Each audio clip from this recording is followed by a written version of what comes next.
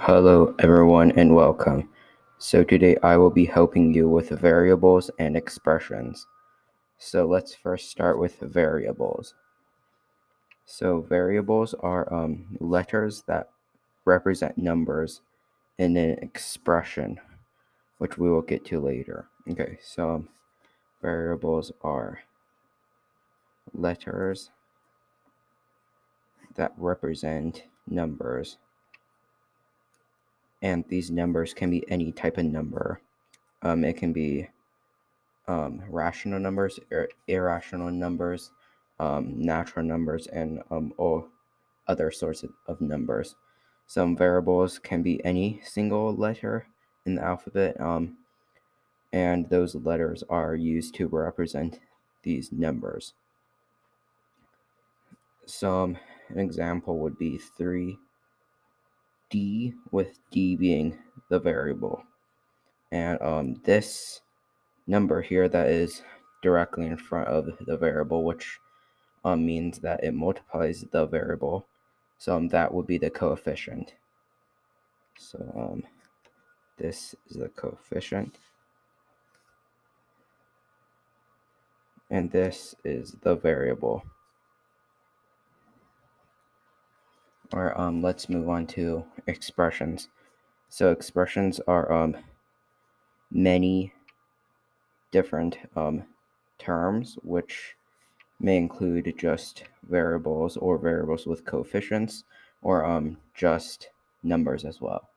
So an example of an expression would be 3x plus 7. So in this case, it includes both a variable with a coefficient and a number as well added to it. So this variable here can be squared, it can be divided, it can also be multiplied, and it can also be squared or cubed. Well, I'm taken to the square root of 3. So in other words, it can be taken into all sorts of formats. Okay, so note that an expression does not have a equal sign. So if you see a expression with the equal sign, then that would be counted as an equation. And equations with the variables would have the variable being solved, which we'll get to later on. So this expression here has some terms. For example, 3x plus 7, y plus 8. And note that one expression can have multiple terms with different variables and coefficients. All right. So now that we have some understanding on this, let's try some practice problems. All right. So let's start with the first one, which asks, what is the variable in this expression? So in this expression, it would be the letter present here, and that would be x. So our answer is x. All right, let's move on to the next one. So this one asks what the coefficient is. So in doing that, we would have to first identify the variable, which is y in this case, and then we will see what is the number that is multiplying it. And in this case, it is 7. So our answer would be 7.